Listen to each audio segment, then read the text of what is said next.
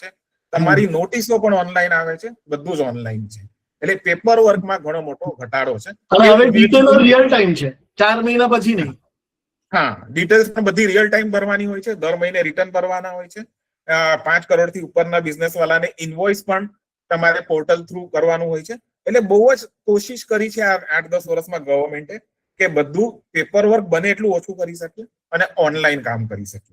એટલે આ 4 પર્પઝ આપણે જોઈએ તો આઈ થિંક 10 વર્ષના પીરિયડમાં ઘણું બધું થયું છે. અમુક જગ્યાએ અમુક તકરાર હોઈ શકે.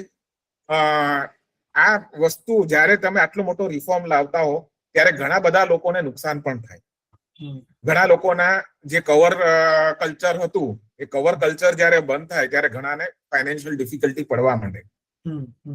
અને જ્યારે એ ફાઇનાન્શિયલ ડિફિકલ્ટી પડવા માંડે ત્યારે અવાજ બહુ થાય. આપણે નાગરિક તરીકે અને બિઝનેસમેન તરીકે એ અવાજને કાઢતા આવડવું જરૂરી છે.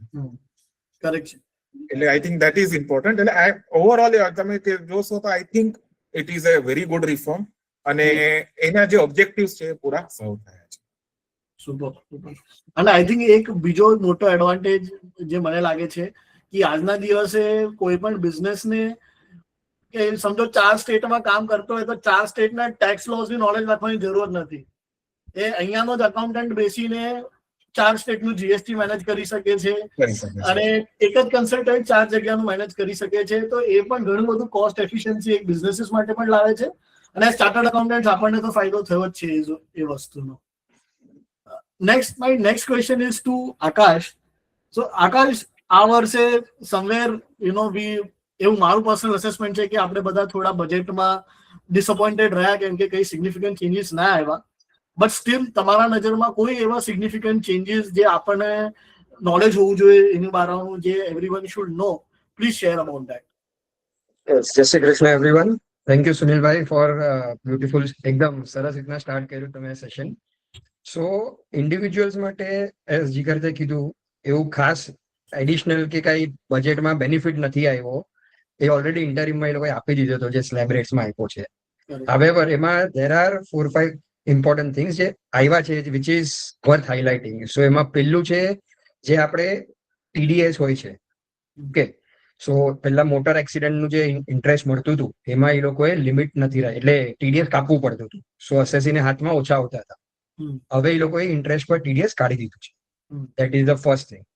સેકન્ડ જે ઇમ્પોર્ટન્ટ અમેન્ડમેન્ટ જે આવ્યું છે એમાં એવું છે કે આપણે જે ડિવિડન્ડ ઇન્કમ હોય કે મ્યુચ્યુઅલ ફંડના જે યુનિટ્સથી આપણને ઇન્કમ આવતી હોય ઇન્ટરેસ્ટ વોટેવર, એમાં અત્યાર સુધી 20% ઓફ ધ ગ્રોસ અમાઉન્ટનું આપણને ઇન્ટરેસ્ટ બેનિફિટ મળતું હતું. વિચ ઇઝ મેજરલી એમાં એક એક્ઝામ્પલ હતું કે એમટીએફમાં લોકો બહુ બધા શેર્સમાં ઇન્વેસ્ટ કરીને કરતા હતા બેઝિસ એમટીએફ. તો એનું ઇન્ટરેસ્ટનું આપણે બેનિફિટ લઈ રહ્યા હતા અત્યાર સુધી. કેપ હતું 20%. બટ એ લોકોએ હવે પ્રપોઝ કર્યું છે કે ઇન્ટરેસ્ટ તમને નો expense will get as a deduction. તો ત્યાં આગળ જે એમટીએફ ટ્રેડિંગ કરતા હતા બીકોઝ એમાં તમારા ફંડ ના લાગે, બ્રોકરના ફંડ લાગતા હોય છે અને તમે ખાલી ઇન્ટરેસ્ટ એને આપી દેતા હો. સો એ બેનિફિટ હવે તમને નહીં મળે.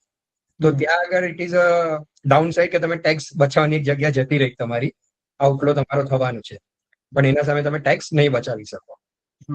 અને હજુ એક ઇમ્પોર્ટન્ટ જે અમેન્ડમેન્ટ આવ્યું છે એ is in our favour basically is in relation to purchase of a property. હવે આપણે કોઈ પ્રોપર્ટી લઈએ as a resident, we are a buyer, પણ સેલર જે છે એ નોન રેસિડન્ટ છે. તો આપણે as a buyer you have to take a TAN number અને પછી આપણે એનું ટીડીએસ કાપવાની કમ્પ્લાયન્સ નોન રેસિડન્ટ પાસેથી લઈએ ત્યારે. યસ, નોન રેસિડન્ટ પાસે લઈએ ત્યારે. સો હવે એમાં ઓફિસર ઇન્ટરવેન્શન આવે, તમારે 10 લેવું પડે અને બધી માથાકૂટ થાય છે, ટાઈમ કન્ઝ્યુમિંગ પ્રોસેસ છે. હવે એ લોકોએ કીધું છે કે 10 ની જરૂર નથી તમને, તમારા પેન બેઝ પર જ તમે કરી શકશો. તો આમાં બે એડવાન્ટેજ થઈ જાય. વન ઇઝ કે તમને ટાઈમ ફટાફટ થઈ શકે, ટાઈમ નીકળી ગયો તમારો, જે ઓફિસર પાસે જાઓ અપ્રુવલ લો વાપલા કરો એ બધું નીકળી જશે. સેકન્ડ, એનઆરઆઈ કેસમાં કેવું હોય, નોર્મલી લોકોને એકદમ ગાય હોય, અહીંયા અઠવાડિયા માટે 10 દિવસ માટે આવ્યો હોય, સેલ ડોલરમાં કમાતા હોય તો પૈસા પણ આપી દે ઓફિસરને. હા, એને ફરક ન પડે. સો ઇન ધેટ કેસ હવે આપણે શું ઇમિડિયેટ એને ટીડીએસ કાપીને આપી દઈએ અને ડીલ ફટાફટ કરી શકીએ છીએ. ટાઈમિંગ ડિફરન્સ આપણને બચી જાય છે. હવે એના સિવાય બહુ ઇમ્પોર્ટન્ટ પોઈન્ટ છે આપણા કમ્યુનિટી માટે, કેમ કે આપણા કમ્યુનિટીના ઘણા બધા છોકરાઓ આઉટ ઓફ ઇન્ડિયા જતા રહ્યા છે અને ઇવેન્ચ્યુઅલી કોઈ વાર એમને અહીંયાની પ્રોપર્ટી જયારે સેલ કરતા હોય તો મને પણ ખ્યાલમાં છે કે ઘણી તકલીફ પડતી હોય છે આ TDS ના કારણે, પણ એ હવે ઘણું સિમ્પ્લિફાય થઈ ગયું છે. યસ, એ ઘણું એકદમ સિમ્પ્લિફાય થઈ ગયું છે. બીજો ઇમ્પોર્ટન્ટ ચેન્જ પ્રેક્ટિકલી અને જે ડે ટુ ડે બિઝનેસમાં આવે છે એ TCS નો છે. એમાં 3 મેઇન એટલે મેજર ચેન્જીસ છે ઘણા, બટ 3 મેઇન પોઈન્ટ્સ આર. એક, સ્ક્રેપ ઉપર જે હતું TCS એ પહેલા 1% હતું, હવે 2% કરી દીધું છે. ઓકે. અને બીજા બે જે પ્રેક્ટિકલી આપણા કે લાઈક યુ સેડ કે કમ્યુનિટી બધા બહુ લોકો બહાર છે, સો આજે અગર કોઈ રેમિટન્સ આપણે બહાર કરતા હતા, હા, જેમાં આપણું it is for education purpose or medical treatment, એમાં 5% TCS કલેક્ટ થતું, હા. જે હવે ગવર્મેન્ટે 2% કરી. આ આપણે બહાર ફરવા જઈએ તો પણ 2% છે હવે ટૂર્સ માટે પણ. સો બહાર ફરવા માટે પણ 2% કર્યું છે. સો એમાં બે ક્લોઝ છે. એક આપણું મેડિકલ ટ્રીટમેન્ટ ને એજ્યુકેશન માટે હતું, જે LRA સ્કીમમાં આપણે બેંકથી ટ્રાન્સફર કરીએ, એમાં 5% હતું પહેલા, હવે 2% કરી દીધું છે. અને જ્યારે આપણે બહાર ફરવા જઈએ ઓવરસીઝ ટૂર નહીં છે, તો એમાં કેપ હતી કે અગર 10 લાખના નીચે ખર્ચો હોય તો 5% કલેક્ટ કરતા હતા, અને 10 લાખના ઉપર હોય તો 20% TCS હતું. એટલે આજે આપણો આઉટફ્લો બહુ વધારે થતો. હવે એ બે રેટને એ લોકોએ 2% કરી દીધું છે. So which is good from a individual point of. અને બહાર આપણે કોઈ ઇન્વેસ્ટ કરવું હોય તો પણ 2% થઈ ગયું છે હવે. મારે સોરી અગર મારે બહાર ઇન્વેસ્ટ કરવું હોય કોઈ બહારની કંપનીમાં તો પણ 2% છે હવે.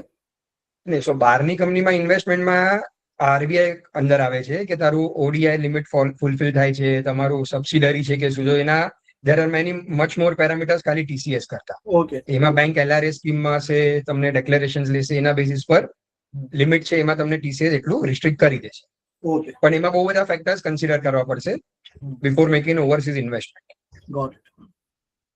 સો દેટ આઈ ગેસ આ મેજર હતું. અને સૌથી ઇમ્પોર્ટન્ટ હવે આવું છું એના પર, એ નવો સ્કીમ જે આવ્યો છે એ લોકોએ ગવર્મેન્ટે પ્રપોઝ કર્યો છે, ફાસ્ટ કરીને કે છે, it's a foreign asset of small tax payers disclosure scheme છે આ. હવે આ કેમ આવ્યો, આ સ્કીમ એ લોકોએ કેમ લાવવી પડી?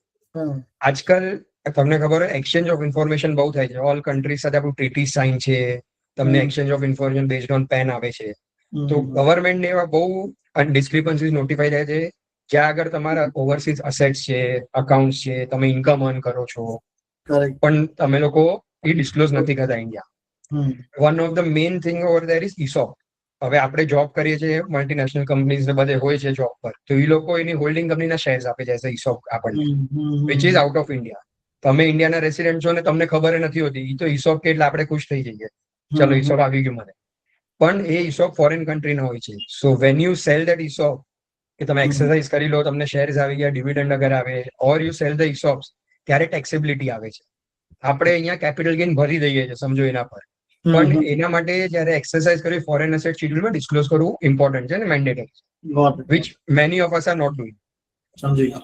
સો એ બધા ફેક્ટર્સના વજહથી ગવર્મેન્ટે નવી સ્કીમ લાવી છે ફોર ઇન્ડિવિજ્યુઅલ્સ. હવે એમાં કોણ કોની સ્કીમમાં કે કયા કયા કેસમાં આપણે એ સ્કીમનું બેનિફિટ લઈ શકીએ છીએ. ફર્સ્ટ છે કે તમારું અનડિસ્ક્લોઝ અસેટ છે out of India, located outside India, કે તમારી અનડિસ્ક્લોઝ ફોરેન ઇન્કમ છે. હવે ઇન ધેટ કેસ અત્યારના શું થયું, તમે એનું સોર્સ ઓફ ફંડ નથી ડિસ્ક્લોઝ કર્યું, તમે because you have not disclose the property, so તમને ખબર જ નથી કે ગવર્મેન્ટે કે તમે એ ટેક્સ પૈસાથી લીધી છે કે શું છે. તો ઘણા લોકો શું કરતા હોય છે, ટેક્સ પ્લાનિંગ કરી લે છે, NRI થઈ જાય છે, બહાર પ્રોપર્ટી લઈ લે છે, અને પછી ઇન્ડિયામાં આવી જાય છે, out of India capital build કરીને. That is a planning of tax structuring કહેવાય. પણ જ્યારે તમે ઇન્ડિયા આવો છો તો ત્યારે તમારી અસેટ્સ ડિસ્ક્લોઝ કરવા પડે છે when you become a resident subsequently. એ ઘણા લોકો પછી ભૂલી જાય છે કે ભાઈ રેસિડેન્ટ છું, મારી ઇન્કમ તો છે નહીં હમણાં, અને એમાં ઇન્કમ નહીં પણ હોય foreign asset, but it is just an asset or you have a signing authority in a bank. So that all disclosure is mandatory.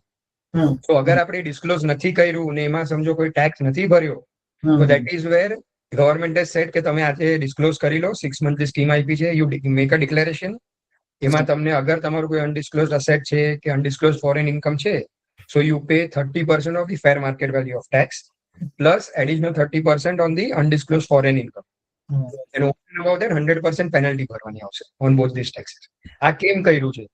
Because at present prevention of black money act ને બધામાં there is a penalty of 10 lakhs 20 lakhs per default. અને prosecution પણ જાય છે in case there are serious crimes.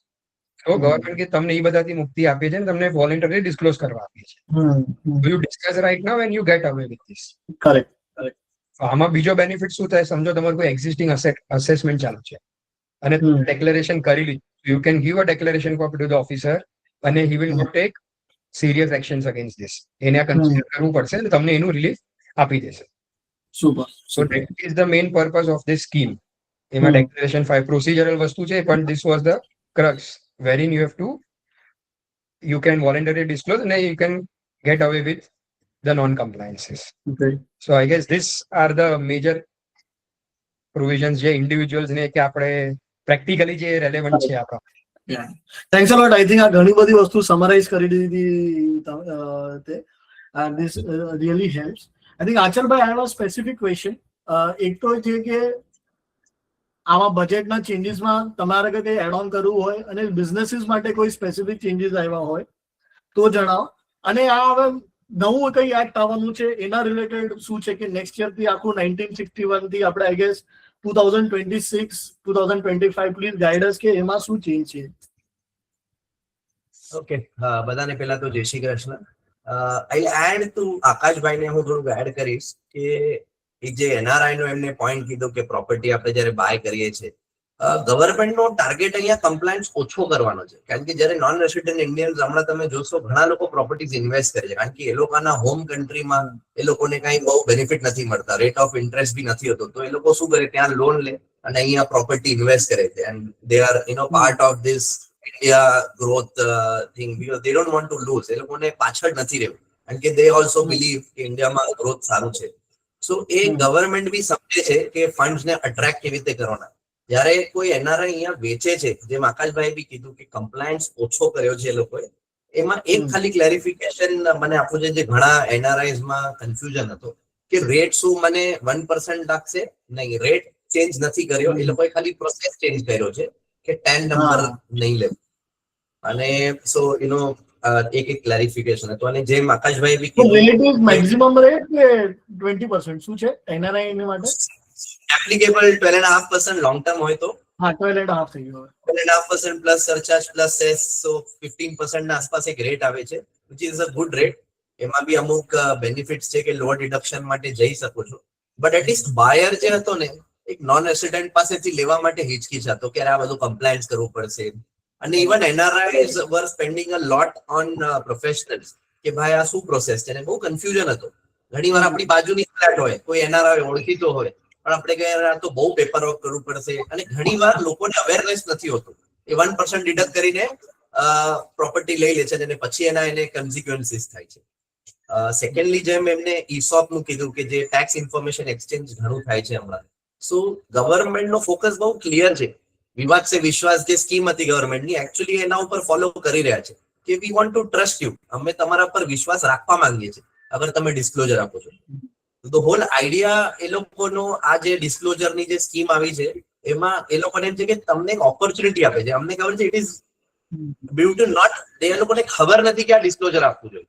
ઘણા employee સેલેરીડ class specifically ભૂલી જાય છે કે એ લોકોની પ્રીવિયસ કંપનીમાં એ લોકોને હિસાબ મળ્યા હતા, બીકોઝ એ હાર્ડલી 1 કે 2 શેર હોય and which is in dollars. So if you see any value 10-15 હજાર જ હોય. હવે ગવર્મેન્ટ 10-15 હજાર વાળાને પકડવા જશે તો મોટાને નહીં પકડી શકે, એટલે આ ડિસ્ક્લોઝર સ્કીમ આપી છે. Coming to this year's budget, મારા views I am really happy. આપણે બધાને કેવું છે, અરે આ બજેટમાં કઈ ચેન્જ ના આવ્યો આ વખતે, મજા ના આવી, કારણ કે કોઈને વોટ્સએપ કરવાનો મોકો ના મળ્યો આજે કે આ ગવર્મેન્ટે આમ કર્યું, ગાળો ના આપી શક્યા, ક્રિટિસાઇઝ ના કરી શક્યા, યાર મજા ના આવી. તમે જોશો આ વખતે તો વોટ્સએપ હાર્ડલી 2 કે 3 આવ્યા છે. પ્રોફેશનલ્સ ઓલ્સો ઘણી વાર ક્લાયન્ટ આપણને મોકલે કે અરે આ આવ્યું છે, આનો મતલબ શું, સાચો ખોટો સેકન્ડરી છે. પણ આ વખતે એટલીસ્ટ મને કોઈ વોટ્સએપ નથી આવ્યા કે બજેટમાં શું ચેન્જીસ છે, બીકોઝ ટેકનિકલ બજેટ હતું. સો નોર્મલ ઇન્ડિવિજ્યુઅલ્સ કે બિઝનેસીસ માટે આ વખતે બજેટ માટે બહુ કઈ ખાસ ચેન્જીસ નતા, તો એ લોકો અપસેટ હતા. ઇવન મીડિયા વાળા જોશો તો બપોરે 1-1.5 વાગ્યા સુધી તો બજેટનું થોડુંક એ લોકોએ હાઇલાઇટ્સ કર્યું અને પછી 4 વાગ્યા સુધી બધું શાંત થઈ ગયું હતું. બજેટ આવીને ગયું એ ખબર ના પડી કોઈ. બટ થોડુંક શું છે, આપણા જે સાઉથ ઇન્ડિયન બેન છે એ નાની નાની ડિટેલ્સ છે ને ઘણી વાર બોલતા નથી. એ આપણે કહીએ devil is in written memorandum જે આપણી આવે ડિટેલ્સ એમાં આવે છે. સો આઈ એમ તો હેપી કે કોઈ ચેન્જ નથી. એઝ પ્રોફેશનલ્સ ઓલ્સો આપણને એક સ્ટેબિલિટી જોઈતી હતી, જે બી બિઝનેસ વાળા હતા, કન્સિસ્ટન્સી જોઈતી હતી કે હું મારું બજેટ કરી શકું, હું 5 વર્ષનો પ્લાન કરી શકું. આજે ઇન્ડિયામાં ટેક્સ રેટ એટલો હાઈ છે કે લોકોના બજેટ ચેન્જ થઈ જાય છે. જરા બી ટ્વીક કરે રેટમાં, સમજો 10 માં 5% બી કરે, 5% ઇઝ અ ગુડ ડિફરન્સ. લોકોના માર્જિન્સ નથી હોતા. So stability is good. So it's a very welcoming budget. એ લોકો સ્ટેબિલિટી પર ફોકસ કરી રહ્યા છે. અને આ વખતનું બજેટ એ લોકો લિટિગેશન રિડ્યુસ કરવા પર ફોકસ કરી રહ્યા. હું બહુ ડિટેલમાં નહીં જાઉં, but there are lot of case law જે ગવર્મેન્ટની અગેન્સ્ટ ઘણા કોર્પોરેટ્સ કે બિઝનેસીસ ગયા હતા કોર્ટમાં કે ભાઈ આજે તમે રૂલ બનાવ્યો એ પ્રોપર નથી, અને એમાં ઘણું રેવન્યુ લોસ કે લિટિગેશન થવાના ચાન્સીસ હતા. તો અમુક કેસ લોઝ ને રિવર્સ કરવા માટે રેટ્રોસ્પેક્ટિવલી જૂના વર્ષોથી એ લોકોએ લોસ ચેન્જ કર્યા છે, which is not welcoming because no one would like કે ભાઈ તમે 10 વર્ષ પહેલા કંઈક કીધું હતું ને હવે 10 વર્ષ પછી એમ કહો છો કે હું મારે એ ટાઈમ પર મારો ઇન્ટેન્શન હતો, I am changing my language. So એ એક was not welcoming, but still એ લાર્જ કોર્પોરેટ્સ અને એ લોકોને જ એપ્લિકેબલ થાય છે વધારે. કમિંગ ટુ બિઝનેસીસ, એક બહુ સારો ચેન્જ એ લોકોએ એ કર્યો છે કે ડ્યુ ડેટ છે જે બિઝનેસ નોન ઓડિટ કેસીસ જેને ઓડિટ નથી હોતું but who are following in business, એ લોકોની ડ્યુ ડેટ રિટર્ન ફાઇલ કરવાની ચેન્જ કરી છે લોકોએ. From 31st July everyone nose કે ભાઈ જે નોન ઓડિટ એસએસીસ છે એ લોકોને જુલાઈ સુધી કરવાનું હોય, અને બધા સુઈ ગયા હોય 20 તારીખે આવે અરે મારે રિટર્ન ભરવું છે. અને એમાં શું થાય પછી કન્સલ્ટન્ટ્સ કે ચાર્ટર્ડ અકાઉન્ટન્ટ્સ બી બિઝી હોય, એ લોકો બી ડેટા પ્રોપર આપતા નથી. ઇવન 26 years અપડેટ નતું થતું. તો 5 till 31st જુલાઈ ફોર સ્પેસિફિકલી ફોર બિઝનેસીસ, કારણ કે એ લોકોનું ઘણું ટીડીએસ નું ઇશ્યુ હોય, એ લોકોને કમ્ફર્ટેબલ રાખવા માટે અને એરર્સ ઓછા થાય એટલે 1 મહિનાનું એક્સટેન્શન આપ્યું. 31st જુલાઈ થી 31st ઓગસ્ટ કરી છે ડ્યુ ડેટ. હવે આ નેક્સ્ટ યર માટે નથી, એટલે બધા વ્યુઅર્સ ને હું એમ કહીશ કે આ વર્ષ ઓગસ્ટમાં નહીં જતા જુલાઈમાં જ જજો. નેક્સ્ટ યર એટલે હા કરે ગુડ પોઈન્ટ એટલે પછીના વર્ષ માટે છે. એ પછીના વર્ષ માટે છે. It is four financial year 26-27 જ્યારે એની ડ્યુ ડેટ 2027 ઓગસ્ટમાં જવાનું છે. હું ખાલી રેકમેન્ડ એટલું કરીશ, તમે જેટલું જઈ શકો જલ્દી એટલું જાઓ, તમારું રિટર્ન હજી વધારે એક્યુરેસીથી જશે. હું એ એક બહુ સારો પોઈન્ટ આ લોકોએ જે કર્યો છે. ખાલી આમાં હાલત ચાર્ટર્ડ અકાઉન્ટન્ટ્સની થવાની છે કે 3 મહિના તમારે ક્યાંય નથી જવાનું, અને August being full festival season, Janmashtami આવે, રક્ષાબંધન આવે અને લોંગ વીકેન્ડ ઘણા આવે, ક્લાયન્ટ્સ ફરવા જશે ને આપણે ઓફિસમાં રહેવાનું છે. આચલભાઈ I will like to disagree with you. 3 મહિના નથી, હું ગણાયેલો બધાને. ઠીક છે, જુલાઈ તમારું આવી ગયું individual, August business, September tax audit, October ITR, November transfer pricing, December GST. એટલે 6 મહિના છે કે કઈ નથી કરવાનું, ખાલી કામ કરવાનું. એમ તો આખું વર્ષ કંઈક ને કંઈક હોય. These 3 months are peak where majority of clients are focused. And એ પછી આવે એમાં બહુ સ્ટ્રેન્થ ના હોય, though it is more technical. પણ આ 3 મહિના આવ્યા કે કોઈના લગ્ન બી હોય તો ના જઈ શકીએ આપણે. બરાબર. મેં એટલે લગ્ન પણ ફેબ્રુઆરીમાં જ કરેલા. મારા લગ્ન જુલાઈમાં હતા ભાઈ. Hats off. Let us move ahead, ચેતનભાઈ. આચલભાઈ, thanks a lot. Change revise return નો ઓપ્શન હતો. રિવાઇઝ રિટર્ન અને બિલેટેડ રિટર્ન ની ડ્યુ ડેટ સેમ હતી. It was December. It is a very welcome change. એ લોકોએ 3 months extra આપ્યા till March where you can file a revised return. કારણ કે જેન્યુઅલ કેસીસમાં થતું હતું કે જેમ ભાઈ કોઈ ઓડિટ વાળો હોય ને ટીડીએસ કાપ્યું હોય અને E26S માં ના દેખાયું હોય તો આપણે ઘણીવાર ક્લેમ નહોતા કરતા, કે ઇવન ક્લાયન્ટને લાગ્યું હોય કે આ નેક્સ્ટ યરમાં આવશે, તો એ એક એરર આવતો હતો. તો એના માટે થઈને એ લોકોએ 3 મહિના એક્સટેન્ડ આપ્યા છે કે માર્ચ સુધી તમે રિવાઇઝ રિટર્ન ફાઇલ કરી શકશો. ઓફકોર્સ મોદી સાહેબ જે વાણીઓ છે એ ફ્રીમાં તો નહીં આપે કાંઈ બી. So એના માટે એ લોકોએ પેનલ્ટી એમાં એડ કરી છે કે if you want to revise a return after December, તો એમાં 1000 અને 5000 ની એક ફી ચાર્જ કરી છે નોમિનલ, જ્યાંથી તમે રિવાઇઝ રિટર્ન કરી શકો. બીજું એક અપડેટેડ રિટર્ન ની સ્કીમ છે. એમાં ટેકનિકલ એમ હતું કે લોસ વાળા રિટર્ન, અગર આપણે લોસ ઓછું કરવું હોય ને તો રિટર્ન આપણે અપડેટ નહોતા કરી શકતા. તો એ બી એ લોકોએ આ વર્ષે અલાઉ કરી છે, which is a welcome change. કારણ કે આઈ થિંક એ રાઇટિંગમાં એ લોકોનું રહી ગયું હતું, એમાં કોઈ લોસ નથી. બીજું, ગવર્મેન્ટને લિટિગેશન ઓછું કરવા માટે હમણાં ઘણી વાર રીઓપનિંગ થાય છે. 148 માં આપણે જોઈએ છે કે આપણે નોટિસ આવે જૂની. ઘણા લોકો ત્યારે 6 વર્ષ પહેલા નોટિસ કાઢી છે. મને કેવી રીતે અલાઉડ છે? બજેટમાં તો કીધું તો 3 વર્ષ છે.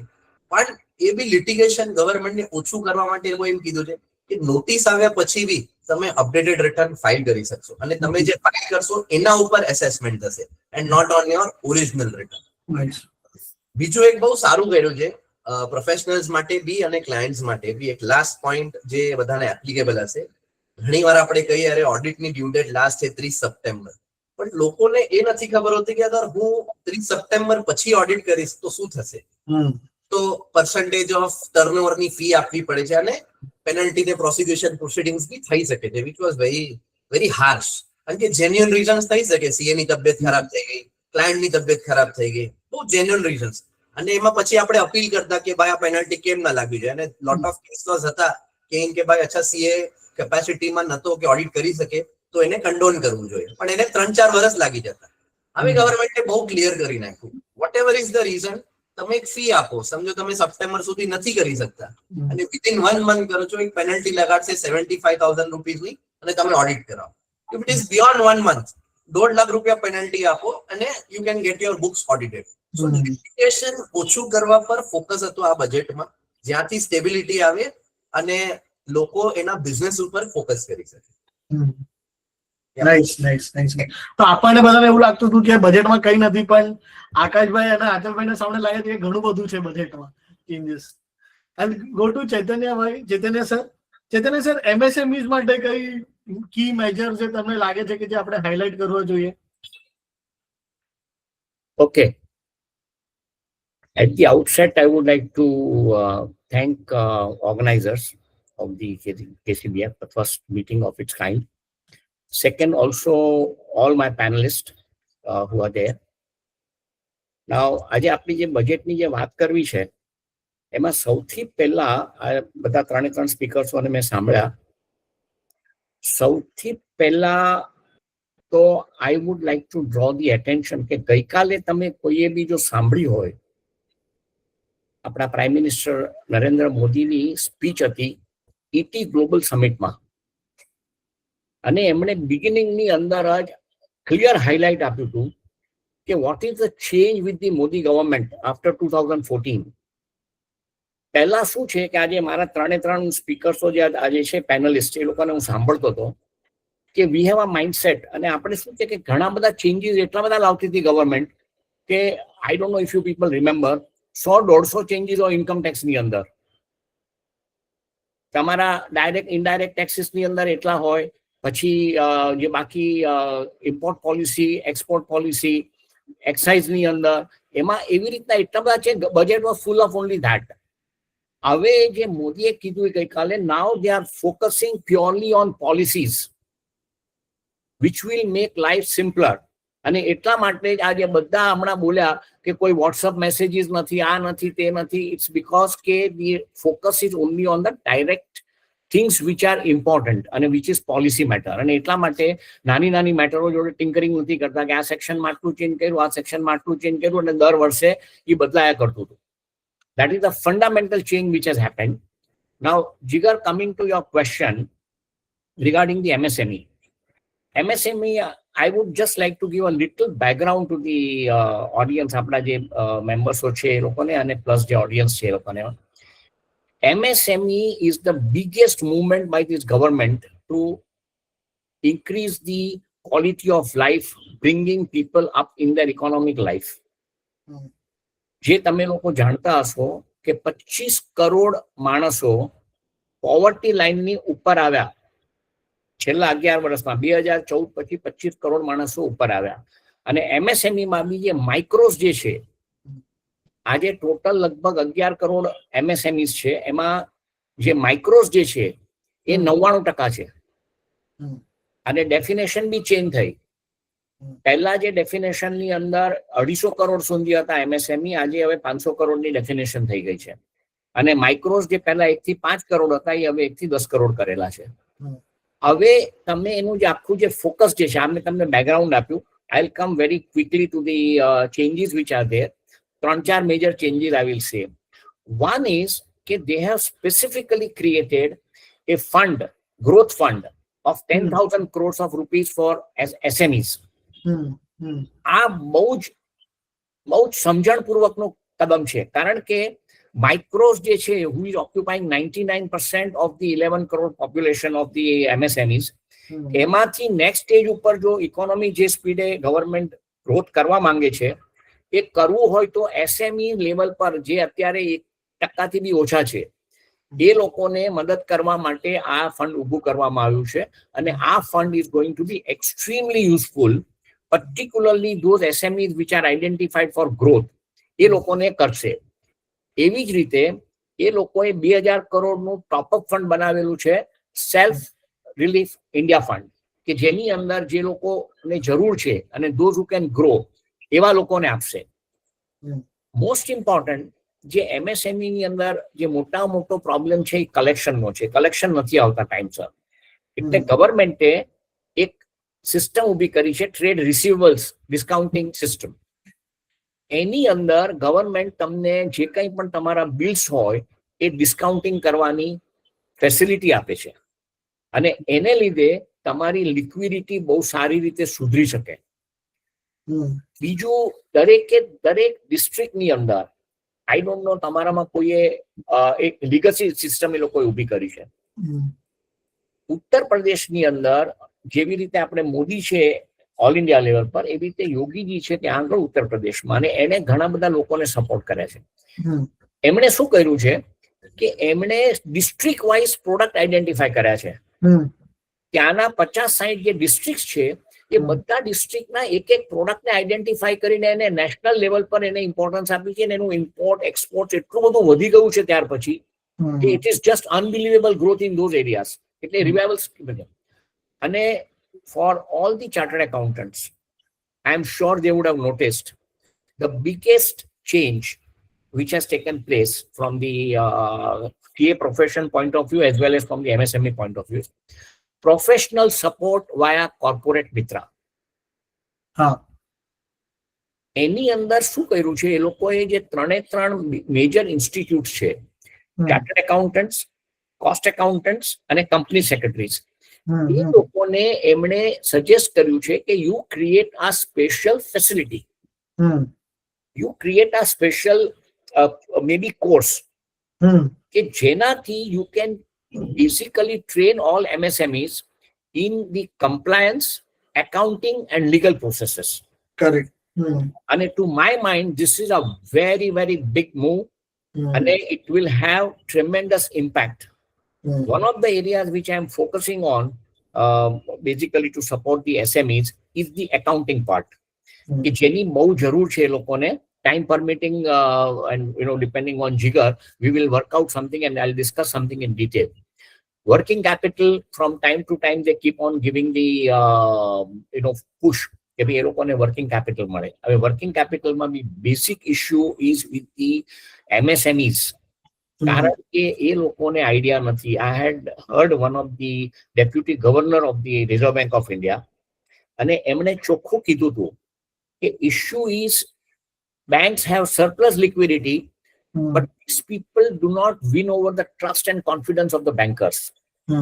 અને એને કારણે એ લોકોને જોઈએ એ પ્રમાણેની લિક્વિડિટી નથી મળતી, કારણ કે તમે પૈસા બોરો કરવા હોય તો જે આપતો હોય લેન્ડરનો તમારે વિશ્વાસ તો અર્ન કરવો પડે, એના વગર મળશે નહીં.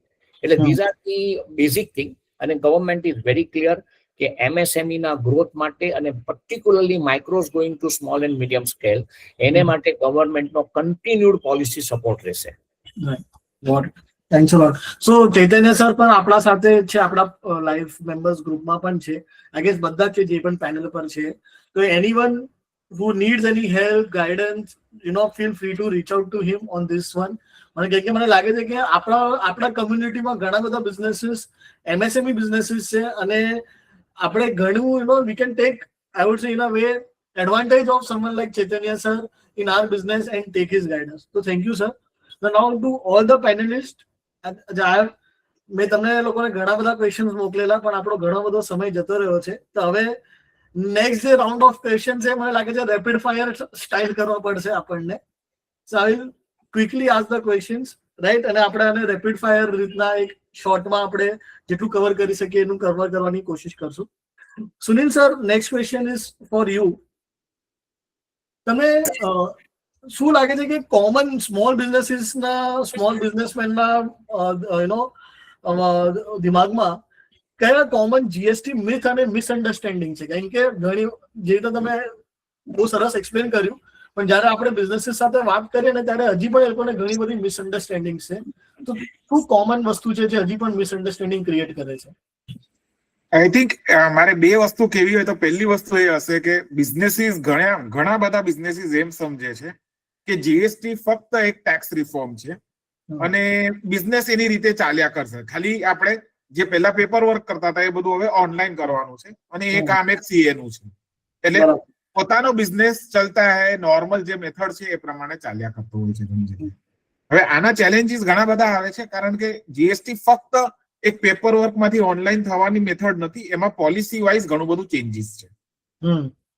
હવે અને એને ઘણી આ વસ્તુઓ જ્યારે બિઝનેસીસ નથી સમજતા ત્યારે એ લોકોને ઘણી તકલીફ આવે છે. હવે જેમ કે એક સિમ્પલ વસ્તુ આપણે જોઈએ તો એક જ્યારે ઇનવોઇસ બને ત્યારે એ એક ઇનવોઇસ ની અંદર તમારે જીએસટી નંબર લખવાનો હોય છે અને એ જીએસટી નંબર પ્રમાણે જ ક્રેડિટ બાયરને મળે છે. હવે જૂની બિઝનેસ પદ્ધતિમાં આ બધું ઇમ્પોર્ટન્ટ નહોતું, પણ હવે એ જીએસટી નંબર સાચો હોય એ બહુ ઇમ્પોર્ટન્ટ છે.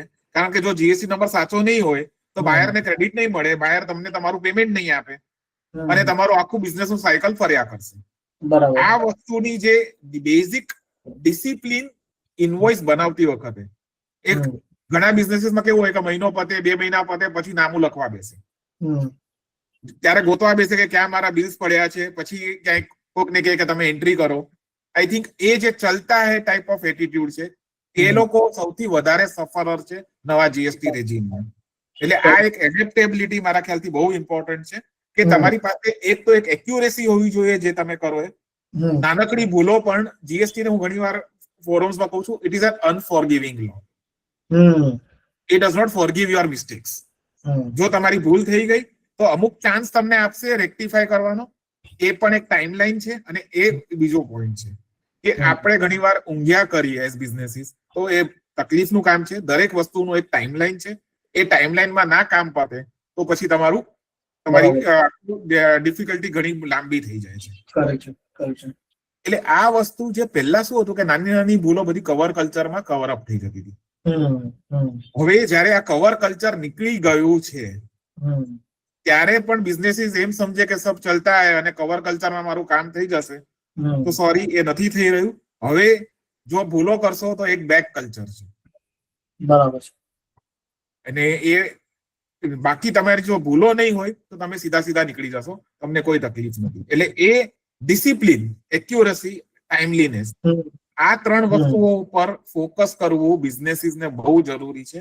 જો એ નહીં કરે તો બિઝનેસીસ આખા ને પ્રોબ્લેમ આવી જાય છે ઇન ટર્મ્સ ઓફ કમ્પ્લાયન્સીસ અને સસ્ટેનેબિલિટી ઓલ્સો. આઈ થિંક આ એક ઇમ્પોર્ટન્ટ ફેક્ટર છે. એટલે એ જ કે તમે એકવાર કરો પણ વ્યવસ્થિત કરો, અધર નહીં રાખો વસ્તુઓને. હા, ટાઈમ પર કરો, વ્યવસ્થિત કરો. અને બીજું એક મેજર એક બે નાના પોઈન્ટ છે અને I will be brief on that. બીજો એક પોઈન્ટ છે કે ઘણી વખત નાના બિઝનેસીસમાં સ્પેશિયલી જોયું છે કે જે અકાઉન્ટન્ટ કે થર્ડ પર્સન, સીએ હોય, એડવોકેટ હોય કે જે કોઈ પણ હોય, એના ઉપર ઘણું બધું આંધળો વિશ્વાસ અને ડિપેન્ડેબિલિટી હોય છે. જીએસટીમાં બધું ઓનલાઈન છે તો એમાં એક મોબાઈલ નંબર આપવો પડે છે, એક ઈમેલ આઈડી આપવું પડે છે. ઘણા બધા બિઝનેસીસ સીએ ને કહે છે કે તમે તમારો જ મોબાઈલ નંબર ને ઈમેલ આઈડી આપો. બરાબર. અથવા ઘણીવાર પાસવર્ડ પણ આપી દેતા હોય છે.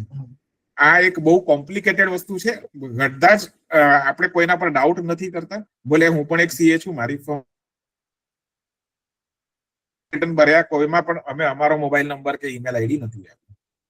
અને કોઈ ક્લાયન્ટ કે તમે તમારો આપી દો ને, શું વાંધો છે, તમારે જ કરવાનું છે. પણ હવે ના પાડે કે ના, તમે તમારો ઈમેલ આઈડી આપો.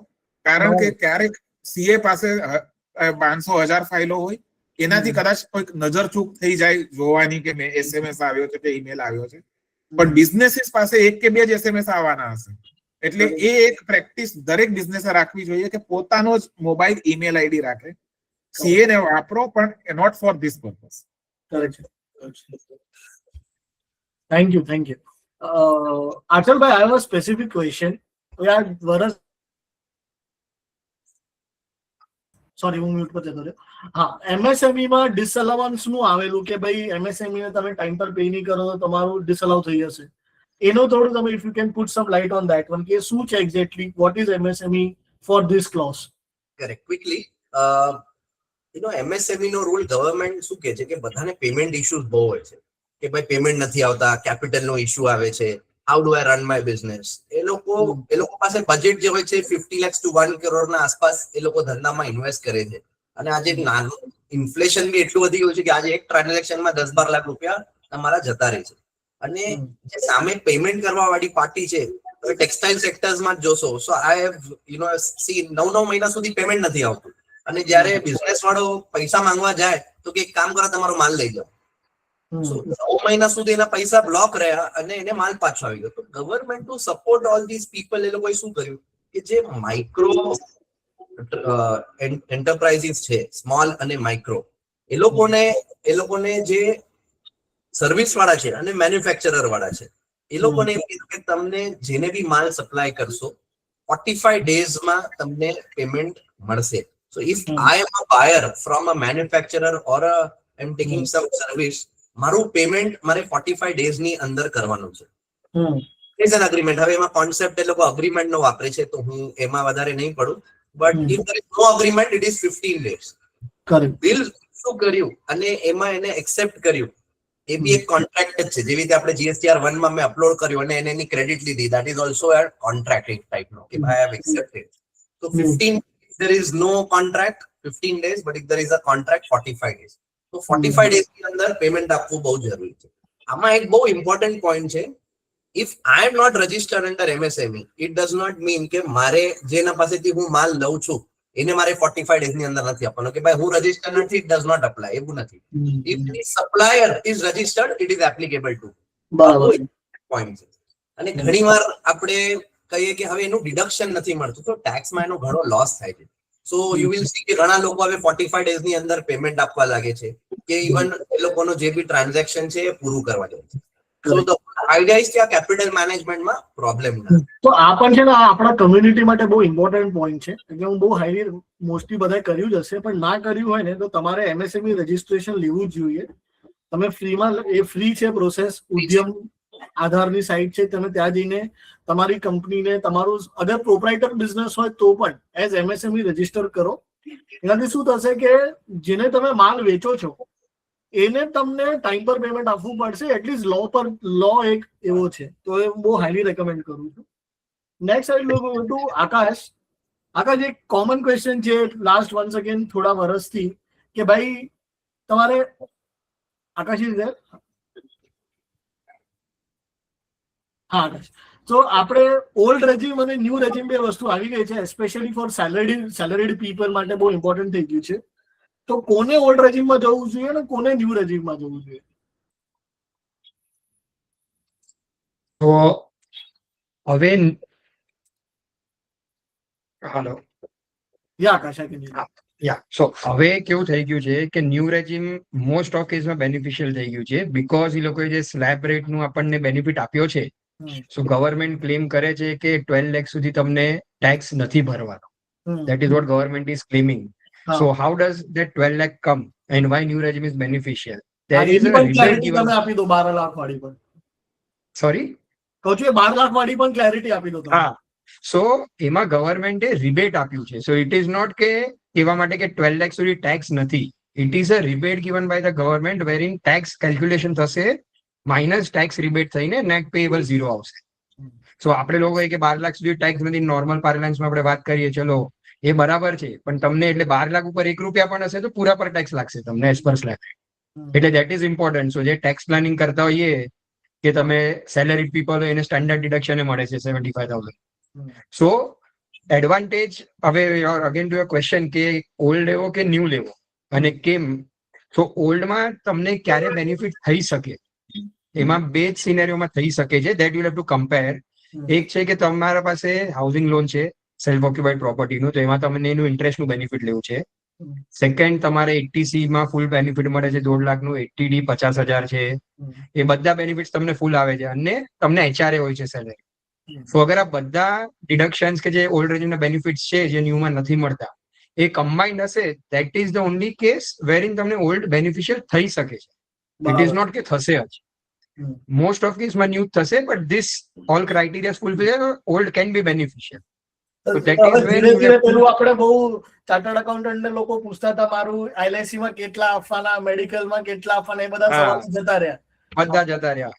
યસ, એટલે સ્લેબ એ લોકોએ રિબેટ વધારી દીધું છે ને અપ ટુ 12 લાખ ન્યૂ રેજીમમાં. સો મોસ્ટ ઓફ કેસમાં હવે લેવા દેવા જ નથી, બીકોઝ પહેલા કેવું થતું હતું આપણે HRA માટે એમને રેન્ટ રિસીટ ઘરના કોઈના નામે આપી દેતા હતા, મમ્મીનો રેન્ટ આપું, પપ્પાને રેન્ટ આપું છું, કોઈ એક્યુઅલ ટ્રાન્સફર નતા કરતા કે રજિસ્ટર્ડ અગ્રીમેન્ટ નતો. હા. ગવર્મેન્ટ ને બધા લૂપહોલ્સ ખબર છે કે આકાશ આપણે બહુ પેટ્રોલ frank થઈ જાય. આકાશ ઇઝ ગેટિંગ ટુ ફ્રેન્ક. હા આપણી કમ્યુનિટી છે હવે એટલું તો ઓપનલી બરાબર. that is what people also do regularly. So આ બધા કેસીસમાં નાવ તમારા માટે new regime will always be beneficial, તમે આ કરો તો પણ. Yes yes. Yeah so that is. Sunil sir, એક આ વખતે દિવાળીમાં ગવર્મેન્ટે આપણે બધાને ગિફ્ટ આપી કે જીએસટી ના રેટ્સ ઓછા કરી દીધા. What are your views on that? તમને લાગે છે કે ઇટ વોઝ ટુ લેટ કે ઠીક છે, it was on right time? એટલે ટેક્સ રેટ્સ અમુક પ્રોડક્ટ્સમાં જે ઓછા કર્યા એ લોકોએ, I think it is a move in the right direction. કારણ કે જેમ જેમ આપણી ટેક્સ બોયન્સી આવે અને ગવર્મેન્ટને જે અમુક રેવન્યુ જોઈતું હોય એ પ્રમાણે આવતું હોય તો એ બેનિફિટ પાસ ઓન કરવો જરૂરી છે. એટલે પણ I think more importantly policy wise એક મોટો ચેન્જ આવ્યો છે કે એક સ્લેબ ઓછું કરવામાં આવ્યું છે. ઘણા બધા પ્રોડક્ટ્સને આપણે 18% કે 12%માંથી 5%માં લઈ ગયા, પણ એક સ્લેબ જે 12%નો એક રેટ હતો એ જ આખો કાઢી નાખવામાં આવ્યો છે. આઈ થિંક એનાથી એક સિમ્પ્લિફિકેશન ઘણું બધું આવશે. જીએસટી ના કાયદામાં એવું છે કે જસ્ટ બીકોઝ રેટ ઓછો છે કે નીલ છે એ બેનિફિશિયલ જ હોય એવું જરૂરી નથી.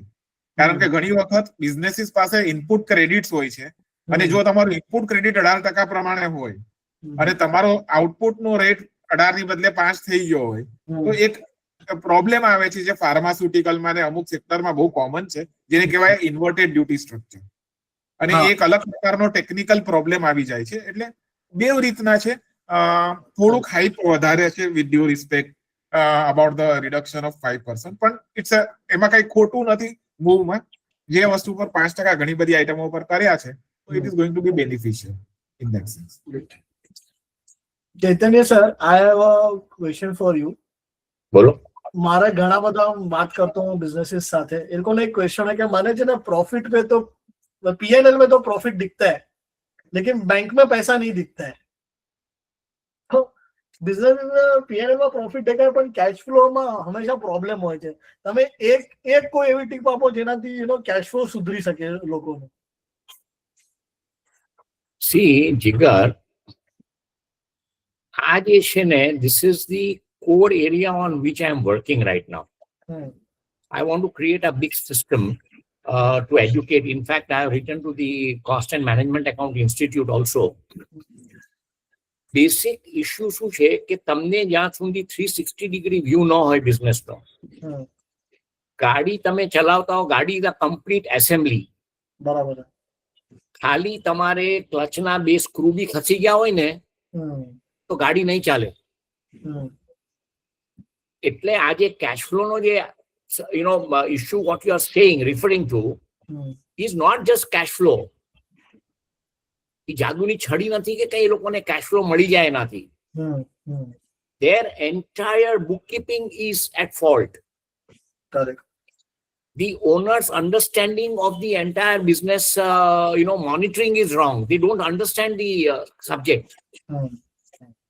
એટલે કેશ ફ્લો જે છે એ ઘણી વખત એ લોકોને આઈડિયા જ નથી કે આને માટે મારી પાસે શું ઇન્ફોર્મેશન હોવી જોઈએ અને how to monitor it. That is a fundamental thing. તમે જેવું તમારા આખા બિઝનેસ ને વ્યવસ્થિત સમજશો, entire process if you understand, it's a fulcrum. Finance is a fulcrum. એની આગળ પાછળ બધી વસ્તુઓ ફાઇનાન્સ ની ફરતી હોય છે. બરાબર છે. અને ઈ આ લોકો સમજતા નથી ભાઈ. ઈ જે દિવસે સમજે, અને as I said, I am more this thing active only because of this. મેં એક બુક લખી, બીજી બુક બી એના પર જ લખું છું. I missed in this introduction. Chaitanya sir is also author. Chaitanya sir, if you can help us with the name of your book, it will really help. See, one I authored for Indian Merchants Chamber, which was basically for what Indian SMEs need. એ લોકોને શું જરૂરિયાત છે. બીજી મેં જે લખી છે, it is MSME banking and finance. Okay, nice. very useful book to all the MSME owners for not only raising funds, but what they need to do for raising funds. Correct. અને ત્રીજી હમણાં જે હું લખું છું લગભગ પતવા આવી છે, it is basically on SME growth challenges and solutions. Got it. Nice. So we are looking forward to that. Okay. So next question is for Achal bhai.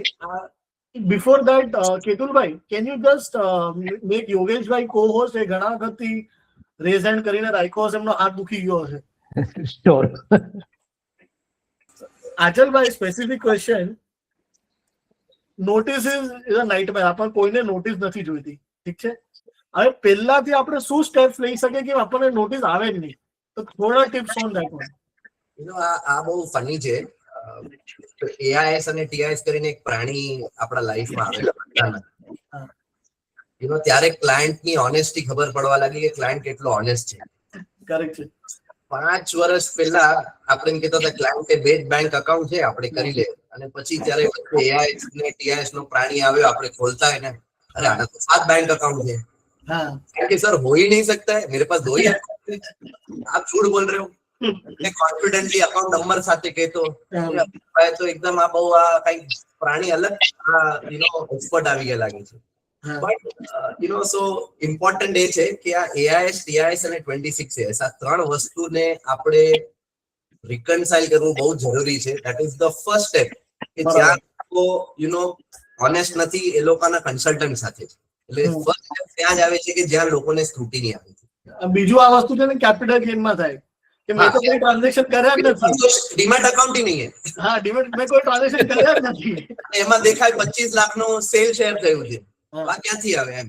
એટલે ઘણી વાર એવું થાય કે मेरे पास कुछ है ही नहीं, मेरा तो 2 पेज का रिटर्न बनेगा, कुछ ज्यादा आपको 10 मिनट का काम है, मैं बैठता हूँ, आप कर लो. એવું ક્યારેય થતું નથી. એટલે AIS TIS આવ્યા પછી ઇવન સ્મોલ રિટર્ન્સ આપણા માટે બહુ ઇમ્પોર્ટન્ટ થઈ જાય છે કે આપણે બધી વસ્તુ રિકન્સાઇલ કરીએ. તો આ એક બહુ જ બેસિક છે 26AS AIS અને TIS.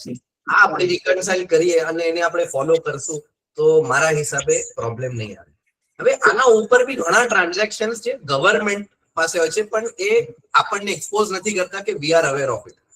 So there is one form SFT કરીને એક ફોર્મ આવે છે જે ઘણા financial institutions, real estate, property વાળાને એ લોકોને સબમિટ કરવું હોય. એ પણ અમુક ટ્રાન્ઝેક્શન હવે TIS AIS માં આવે છે, બટ સ્ટીલ જેવી રીતે કોઈએ 25 લાખની પ્રોપર્ટી વેચી હોય, સોરી નોટ 25, 35 લાખની પ્રોપર્ટી વેચી હોય, એ કેસ નહીં, એનો કોઈ પકડાનો અકાઉન્ટ હોય એમાં એ પૈસા લઈ લે. That is reported by the registrar of properties because એ લોકોને 30 લાખની બધી પ્રોપર્ટી રિપોર્ટ કરવી પડે. So full disclosure becomes very important કે આપણે બધું ડિસ્ક્લોઝ કરીએ, બીકોઝ એના કન્સિક્વન્સીસ બહુ છે. જેમ સુનિલભાઈ બી કીધું કે ભાઈ હવેના જે એક્ટ છે ને એ આપણને માફ નહીં કરે. એટલે આપણે અગર પ્રોપર ડિસ્ક્લોઝર રાખશું તો પ્રોબ્લેમ નહીં આવે. બીજો પ્રોબ્લેમ આવે છે જે GST માં રજીસ્ટર્ડ હોય છે small SSEs, turnover as per GST અને turnover as per income tax act એ આપણે મેચ નથી કરતા. એમાં બી ક્વેરીઝ આવે છે નાની નાની કે ભાઈ turnover as per income tax act આપણે 25 લાખ બતાડ્યું, પણ GST રિટર્નમાં આપણે 45 લાખનું રિપોર્ટિંગ કર્યું. તો એનું રિકન્સિલેશન બી રાખવું બહુ જરૂરી છે. હજી સુધી ગવર્મેન્ટે ઈ-વે બિલ અને ઈ-ઇનવોઇસ નું રિકન્સિલેશન પકડ્યું નથી. I will agree to it. જે દિવસે એ લોકો રિકન્સાઇલ કરવા લાગશે ને ત્યારે આપણા ટર્નઓવર એટલા મિસમેચ થશે.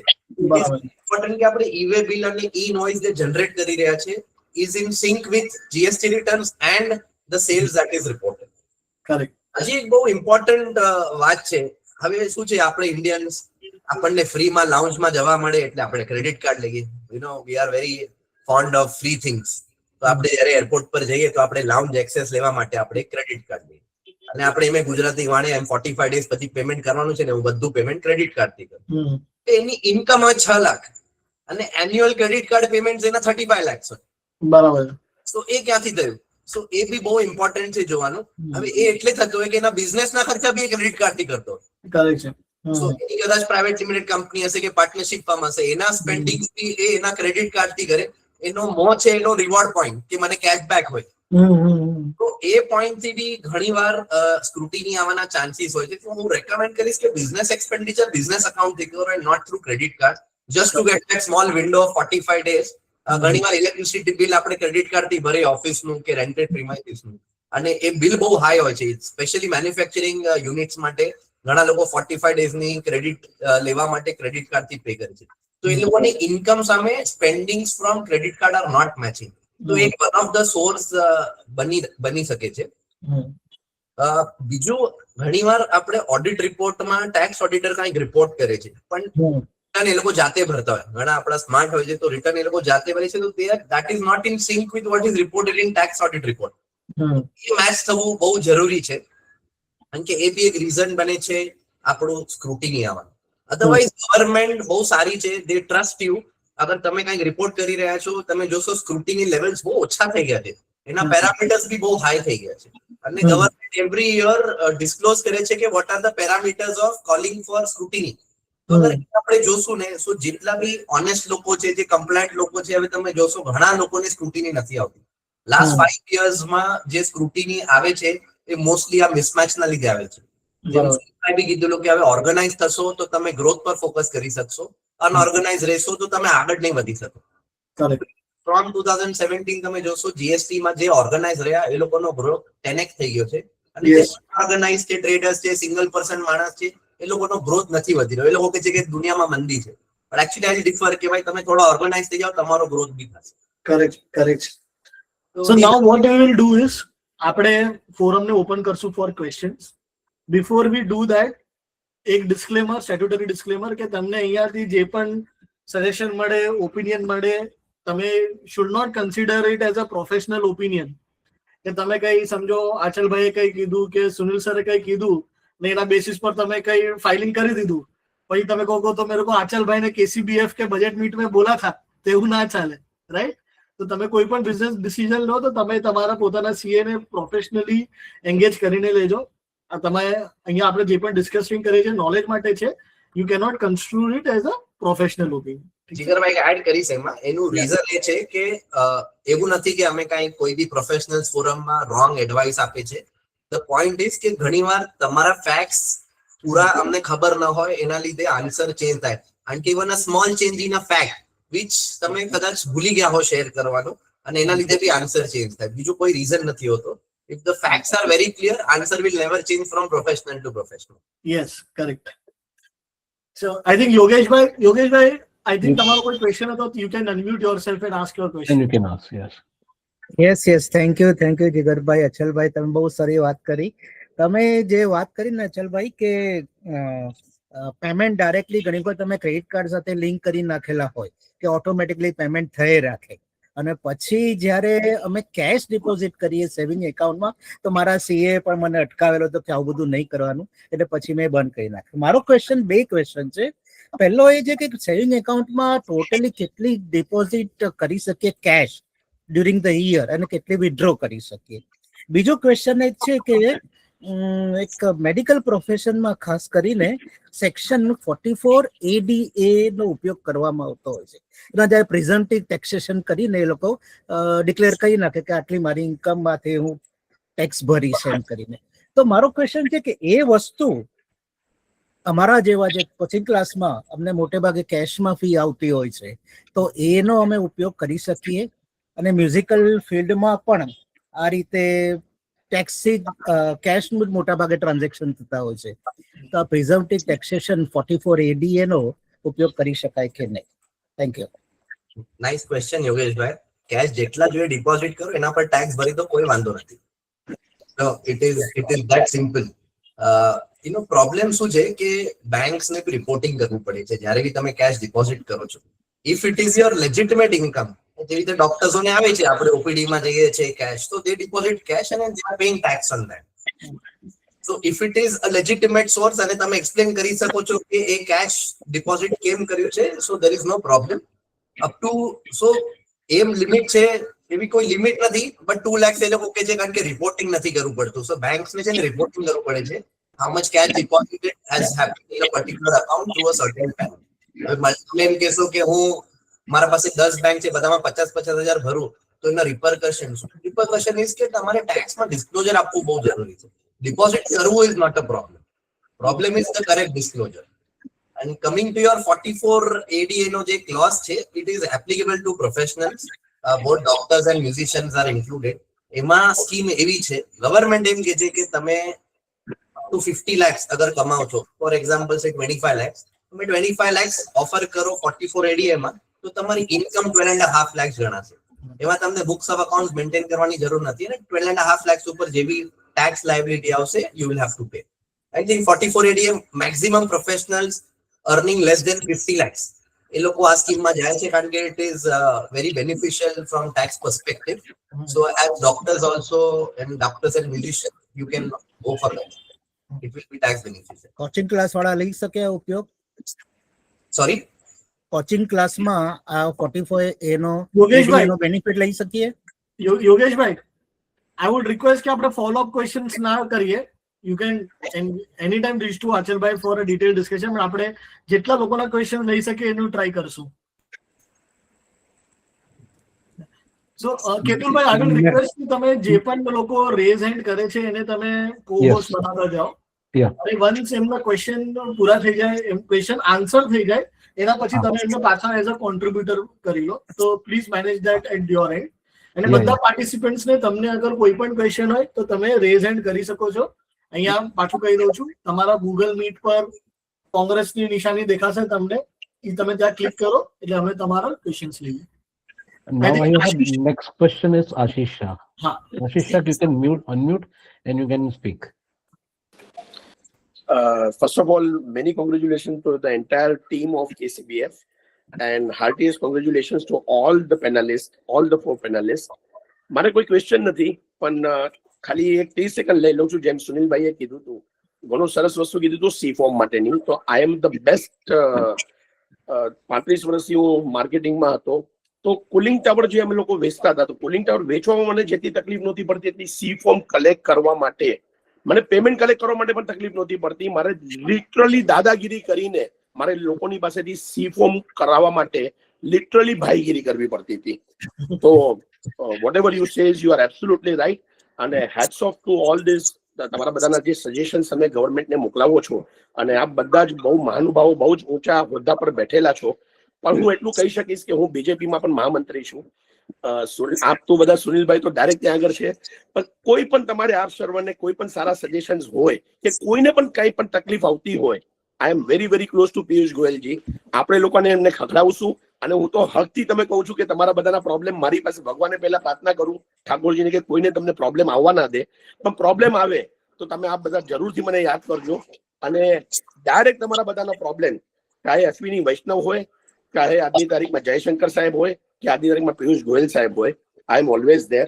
અને આપણી ખરેખર કોમ્યુનિટી આવીને આવી જ પ્રગતિ કરીને અને આપણા શિખરો ઉપર આપણે પહોંચીએ, બસ એ જ વસ્તુ કહું. અને ઘણા બધા લોકોએ બહુ સારું કીધું, જેમ આકાશભાઈએ પણ કીધું કે 45 દિવસનું કર્યું છે, that is also very good point. અને જેમ ચૈતન્યભાઈએ પણ ઘણા બધા જે MSME માટે કીધું એ બહુ સુંદર વસ્તુ હતી. મારે કોઈ ક્વેશ્ચન નથી, મારે ખાલી આટલું કહેવું હતું. Thank you very much.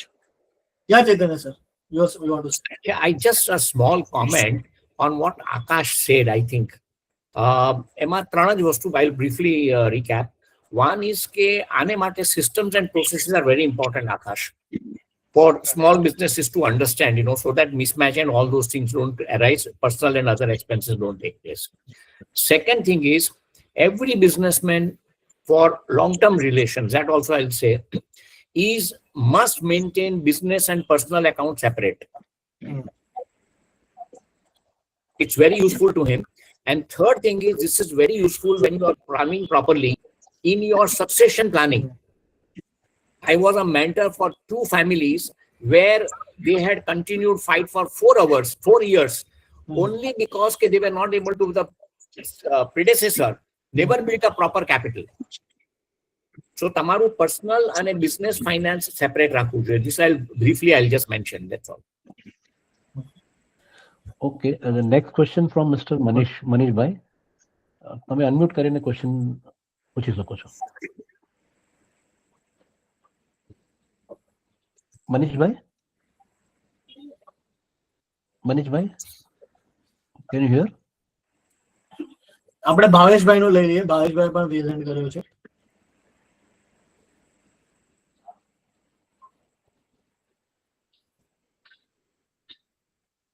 I think they have to unmute. They બંને મ્યુટ કરશે. હા ભાવેશભાઈ, you can ask your અચ્છા. question by unmuting yourself. મારો ક્વેશ્ચન સુનિલભાઈને છે. Hello hello. હા યસ હા, Bhavesh. we can hear you. Audible છે. અચ્છા સુનિલભાઈ, એક મારે પૂછવું હતું કે આપણે મહારાષ્ટ્રમાં રજીસ્ટ્રેશન છે અને આપણે ગુજરાતમાંથી માલ લઈએ છીએ કે દમણથી માલ લઈએ છીએ અને એ જ સ્ટેટમાં આપણે માલ પાછો વેચીએ છીએ, તો કઈ કમ્પ્લાયન્સીસ આપણે કરવી જોઈએ અને શું ડોક્યુમેન્ટ્સ આપણે સાચવવા જોઈએ? ઘણી વખત ડિપાર્ટમેન્ટ વાળા LR કોપી માટે ઇન્સિસ્ટ કરતા હોઈએ છે, તો it is necessary or not? Okay, આ બહુ સરસ પ્રશ્ન છે ભાવેશભાઈ, અને આમાં જ તમને ખ્યાલ આવશે કે જૂના કાયદામાં અને નવા કાયદામાં કેટલો બધો ફરક છે. નવા કાયદામાં હવે તમારે ગુજરાતમાં નંબર લેવાની જરૂર નથી. પહેલી વસ્તુ આના માટે તમે મહારાષ્ટ્રથી આ ધંધો કરી શકો છો, તમારી પાસે રજીસ્ટ્રેશન હોય તો. ગવર્મેન્ટે એક કન્સેપ્ટ છે આમાં, જેને કહે છે bill to ship to arrangement. તો તમે આ ટ્રાન્ઝેક્શનને bill to ship to arrangement તરીકે લઈ શકો છો. તમે જેની પાસેથી ગુજરાતમાં જે પાર્ટી પાસેથી માલ ખરીદો છો એને તમારે કહેવાનું કે તમે ઈ-વે બિલ બનાવો, ત્યારે બિલ ટુ મહારાષ્ટ્ર તમારા નામે બનાવે અને શિપ ટુ ડાયરેક્ટલી તમારો જે કસ્ટમર છે એના નામે બનાવે. અને એકવાર એ પ્રકારે ઈ-વે બિલ બની ગયું તો ગુજરાત વાળો તમને IGST લગાડશે મહારાષ્ટ્રમાં, જે તમે ક્રેડિટ લઈ લેશો અને તમે તમારા કસ્ટમરને તમારું જે કાંઈ પણ ટેક્સ છે તમે લગાડીને એની સામે ઓફસેટ કરી કાઢશો. એટલે પેપર વર્ક બહુ સિમ્પલ છે. ઈ-વે બિલમાં તમારા ટ્રાન્સપોર્ટરની ડિટેલ હશે અને એ ટ્રાન્સપોર્ટનું LR કોપી હોવી જરૂરી છે. એક ઇમ્પોર્ટન્ટ ચીજ છે જે ઈ-વે બિલમાં, કે એમાં જે એડ્રેસ છે તમારો શિપ ફ્રોમ ને શિપ ટુ નું, એ પ્રકારે જ તમારો માલનું મુવમેન્ટ હોવું જોઈએ. રસ્તામાં માલ અલગ રૂટ ઉપર પકડાય તો ગવર્મેન્ટ એમ અઝ્યુમ કરશે કે તમે વગરમાં ધંધો કરી રહ્યા હતા. એટલે એ એક એસ્પેક્ટ તમારે ધ્યાન રાખવાનું કે જે કંઈ પણ એડ્રેસ ને બધું લખવામાં આવ્યું છે ઈ-વે બિલમાં એ પાકું હોય. એ સિવાય બીજો મેજર ડોક્યુમેન્ટેશન કાંઈ નથી આ વસ્તુ. અચ્છા સુનિલભાઈ, એક પૂછવાનું કે તમે જેમ કીધું ઈ-વે બિલમાં સામેવાળાનું એડ્રેસ લખીએ તો સામેવાળાનો GST નંબર રાખવાનો કે આપણો પોતાનો જ? ના, એટલે એમાં જે ફર્સ્ટ પર્સન છે એ તમારો GST નંબર લખશે, કારણ કે તમે માલ ખરીદ્યો છે. એટલે બિલ ટુ ના એડ્રેસમાં તમારો GST નંબર આવશે અને શિપ ટુ ના એડ્રેસમાં GST નંબર મેન્ડેટરી નથી. તમારે લખવો હોય તો ક્લાયન્ટ નો લખવો પડે, અથવા તમે બ્લેન્ક રાખશો તો પણ ચાલશે, કારણ કે શિપ ટુ એડ્રેસમાં GST નંબર મેન્ડેટરી નથી. ઘણીવાર તમારે કોન્ફિડેન્શિયાલિટી રાખવી હોય, તમારે ના આપવું હોય તો તમે બ્લેન્ક પણ રાખી શકો છો. હા, એટલે ફક્ત એમનું એડ્રેસ આપી દઈએ તો ચાલે એક વખત માટે, શિફ્ટ ટુ માટે. ચાલી જાય. ઓકે, બિલ ટુ માં તમારો GST નંબર કમ્પલસરી છે. અચ્છા, પણ તમે જેમ કીધું કે LR કોપી માટે, પણ LR કોપી લોકલમાં તો હોય નહીં, ત્યાંનું ત્યાં લોકલમાં હોય તો ફક્ત transport. Bhaveshbhai, once again I will just say that આપણે follow up questions ના રાખીએ. Sure. Okay okay, thank you.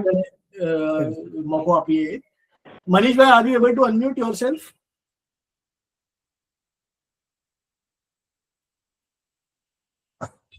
I think મનીષભાઈ નથી કરી શકતા. મારા થોડા ક્વેશ્ચન્સ બાકી રહેલા એ હું પૂછી લઉં. જીગરભાઈ, મનીષભાઈ થોડો ઇશ્યુ આવી રહ્યો છે, એમને getting deactivated again. એમનો ક્વેશ્ચન હતો મનીષભાઈનો કે ફોરેન એસેટ ડિસ્ક્લોઝર જે સ્ટુડન્ટ્સ જે અબ્રોડમાં સ્ટડી કરે છે એ લોકોને એપ્લિકેબલ છે? આચલભાઈ, સ્ટુડન્ટ જે અબ્રોડ છે, તમે એઝ અ રેસિડેન્ટ તરીકે ઇન્ડિયામાં રિટર્ન ભરો છો એનું, કે નોન રેસિડેન્ટ તરીકે બતાડો છો? That is very important.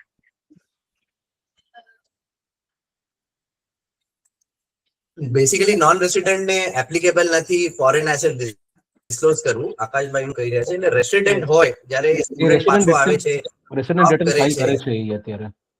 તો રેસિડેન્ટ તરીકે all your global income has to be reported. It is બહુ સિમ્પલ છે એમાં, કે કોઈ બી If you are, yes. Yes, so resident છે તો બધું જ તમને ડિસ્ક્લોઝ કરવું પડશે. All your global income has to be reported in India. એમનો એક બીજો ક્વેશ્ચન પણ હતો કે રેન્ટલ બિઝનેસ હોય એમાં ઈ-વે બિલ કોના નામે બનાવવાનું અને શિપ કોને કરવાનું? એટલે હું સમજુ છું ત્યાં સુધી આ રેન્ટલ એટલે ઇક્વિપમેન્ટ રેન્ટલ ની વાત હશે, કારણ કે જો પ્રોપર્ટી રેન્ટલ હોય તો ગુડ્સ નું. કરેક્ટ, સાચી વાત છે. તમારે જયારે તમારા ગુડ્સ નું મુવમેન્ટ છે, એટલે માની લો કે તમે કોઈ મશીન ભાડે આપી રહ્યા છો, તો તમે તમારી જગ્યાએથી જ્યાં તમે ભાડે આપી રહ્યા છો ત્યાં તમારે એકવાર શિફ્ટ કરવું પડે, મૂવ કરવું પડે, તો ઈ-વે બિલ બનાવવું પડે. હવે જયારે તમે એ ઈ-વે બિલ બનાવો, જયારે એ મુવમેન્ટ ઉપર છે, દર મહિને તમે બિલ બનાવો એના ઉપર નથી, e way bill is on the movement. એટલે જ્યારે તમે એ ઈ-વે બિલ બનાવો ત્યારે તમારે અધર ધેન સપ્લાય તરીકે મૂકવું પડે, કારણ કે આ સર્વિસ ટ્રાન્ઝેક્શન છે. તમને જે દર મહિને ભાડું આવશે એના પર તમે જીએસટી ભરશો. એટલે e way bill will be other than supply. Delivery challan ઉપર મુવમેન્ટ થશે, ઇનવોઇસ ઉપર મુવમેન્ટ નહીં થાય. અને એમાં તમારે જે વેલ્યુ લખવાની છે એ મશીનની વેલ્યુ લખવાની છે. ભલે તમને ભાડું માની લો કે મશીન તમારું 2 લાખનું હોય પણ ભાડું તમને 20,000 જ આવવાનું છે મહિને, તો પણ તમે લખશો એમાં 2 લાખની વેલ્યુ, જે મશીનની મધર વેલ્યુ હોય એ લખવામાં આવે છે.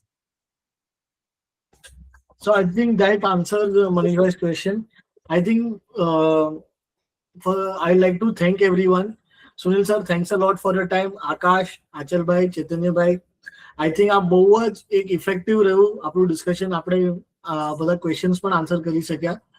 મેં પણ ઓલમોસ્ટ મારા બધા 90% તો ક્વેશ્ચન્સ કવર કરી જ લીધા. તો my quota is achieved. If last word, Sunilbhai, Akashbhai, Achalbhai, if you want to share anything before we go ahead for formal vote of thanks.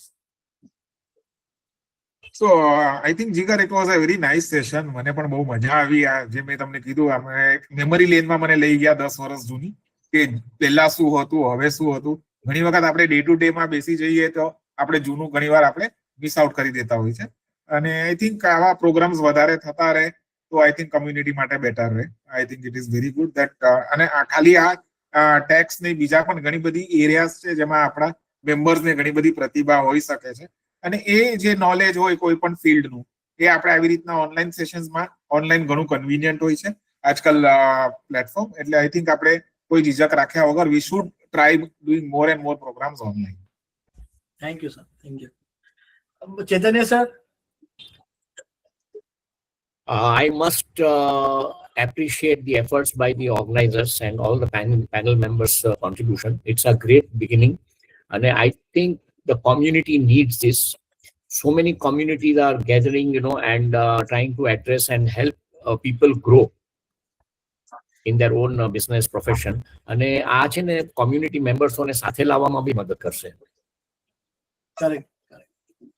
અને as I know, I think આપણી કોમ્યુનિટીમાં ઘણા ધુરંધર પડેલા છે. True. Yes, Achalbhai. Firstly, thank you for inviting me. Thanks for allowing me to give back to my community. ઘણીવાર આ કમ્યુનિટીએ મારા માટે તો ઘણું જ કર્યું છે. મોટિવેશન, લવ, એક ઓપોર્ચ્યુનિટી મળે પાછું આપવાની મળી. સો thanks for that. I think I'll appreciate Jigarbai also. એમને questions ઘણા સારા ફ્રેમ કરેલા, which was very generic. અને બધા સ્પીકર્સ એ બી જે પેનલિસ્ટ હતા મારા colleagues, they have answered really well. So I'll congratulate them also. કારણ કે આપણે બહુ ટ્રાય, એટલે I was not very sure મારી ગુજરાતીમાં હું કેવી રીતે એક્સપ્લેન કરીશ. I hope I have done well. બાકી બધા લોકોને You have done great. બાકી બધાને અગર કોઈ ક્વેરીઝ હોય, યાર પ્લીઝ વેલકમ. મારી ઓફિસ લોઅર પરેલમાં છે, યુ ઓલ કેન કમ. હું બહુ એક્ટિવ નથી ખડાયતામાં. Actually not many people will know me, I will not know them. મને ખબર નથી સુનિલભાઈ ખડાયતા હતા. એક ફંક્શનમાં અમે સાથે મળ્યા ત્યારે મારા ફાધરે મને ઇન્ટ્રોડ્યુસ કર્યું. I have seen him in BCS a lot. So thanks for that. This forum will, જેમ ચૈતન્યભાઈ બી કીધું કે ઘણા ક્લોઝ આવી શકીએ છે. આપણા પાસે ઘણા solvers છે, હશે જ.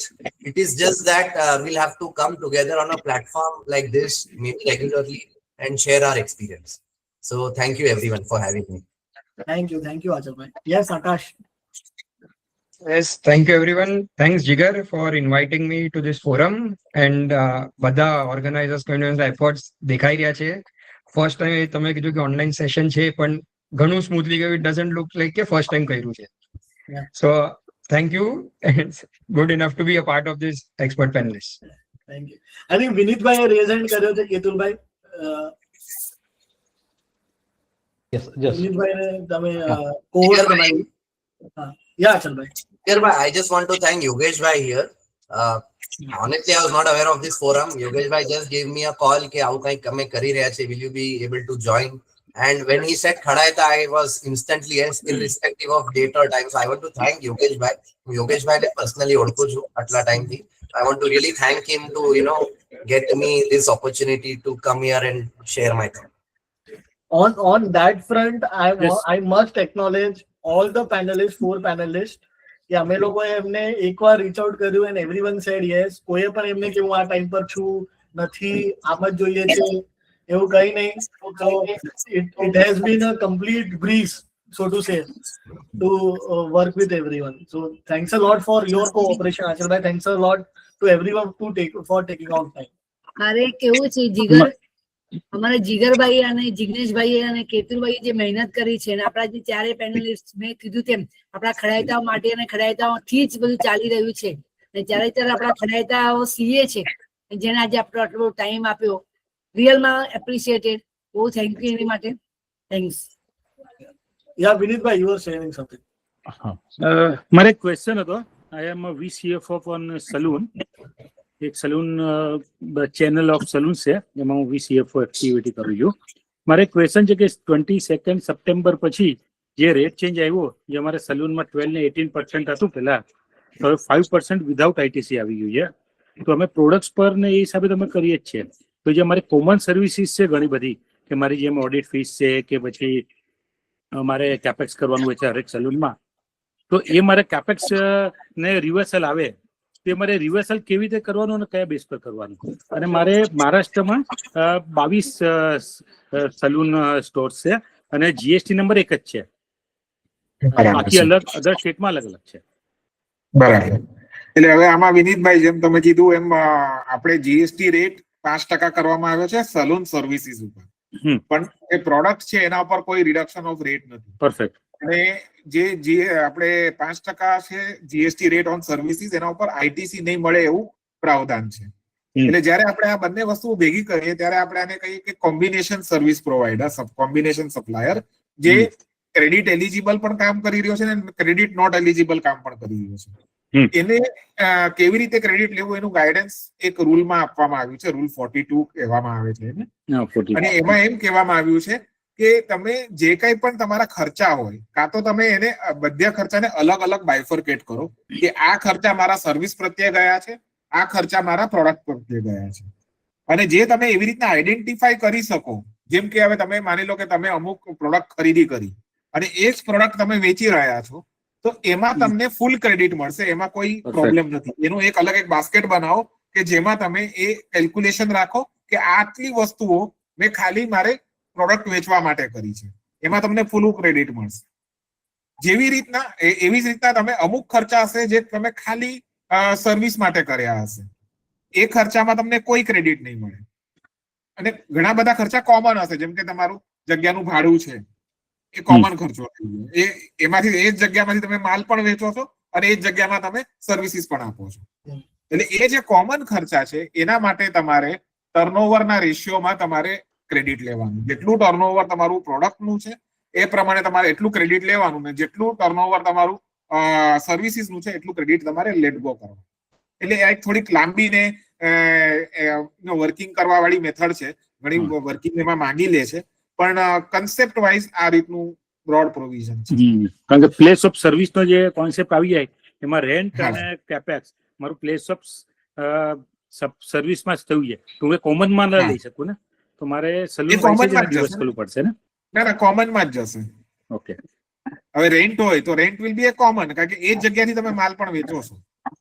અને મેજોરિટી હું સર્વિસ આપું છું, 90% મારી સર્વિસ છે.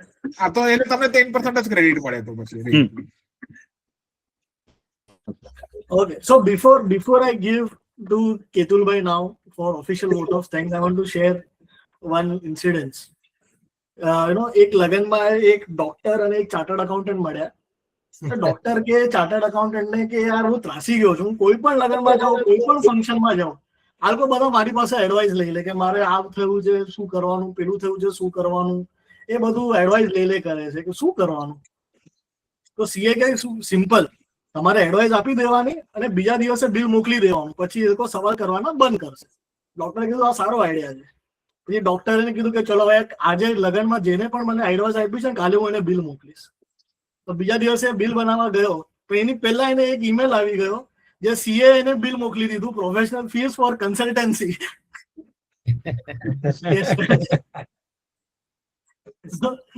So don't get surprised if you are getting some invoices tomorrow. Generally એવું થતું નથી. બટ આવું કઈ ક્યારેય થતું નથી. પણ ઓન અ સિરિયસ નોટ હું બધાને એટલું જ કહીશ, લગનમાં પૂછો તો પૂરા ફેક્ટ ડિસ્ક્લોઝ કરો, બસ બીજું કઈ નહીં. નહીંતર 2 વર્ષ પછી આવશે લગનમાં આવું કીધું હતું અને મેં કરી દીધું તો હવે મને તમે બચાવો, પણ ત્યારે એ ફેક્ટ કીધા ન હોય. Yeah, Ketubai, over to you. Thank you, everyone. Thank you, Kadaka Community Business Forum. And I would like to thank to our specially all speaker panel. I would like to thank Achal Shah, CA Achal Shah, CA Sunil Ghabawala, CA Dr. Chaitanya Shah, CA Akash Modi. And I would like to specially thank to Jigar Shah for nicely moderating this session. And I would like to give a small introduction that he is also the author of book called GSC for Entrepreneurs. So even Jigar Shah is running the more than 10-year experience. He is associated as a partner with SK Rathi and Company. And he is also certified GST trainer, and he has done so many domain expert for the GST return filing software, which he has created through a platform called Vayana. So apart from this, I would like to thank all our advisory board and our directors, Dr. Akshay Wani, Mr. Sandeep Shah, Dr. Jignesh Bhalawat. Jigar Shah is one of our auditor also, and Dr. Rajendra Bhalawat. And I would like to thank to our president, who is the guiding force for us to create, and he has always supported us, and he has always encouraged us for these sessions. I'd like to thank Lata Shah, the president, our vice president Akash Wani, our Jignesh Bhalawat, our vice president. I'd like to thank my colleague Dr. Dakshish Shah, he is the joint secretary, Purvi Bhalawat, Pratibha Shah, and all our admin committee member. I'd like to thank Mr. Jay Shah, our Hardik sir, our Naishad Parikh sir, Deena Shah. I'd like to thank each and every participant and the member who has joined us for this on our online session. I hope everyone has enjoyed with this session and they have got very knowledgeable session. And definitely there is a key takeaway from this session. And we love your support, and we wish that you will give in future this kind of love and support always. And again, I have to say thank you, Kadaka Community Business Forum. And those who are interested to become a life member, then definitely they can reach to us, and we'll definitely give you the more detail how you can be a member of the Kadaka Community Business Forum. I would like to end my session here, and thank you everyone again.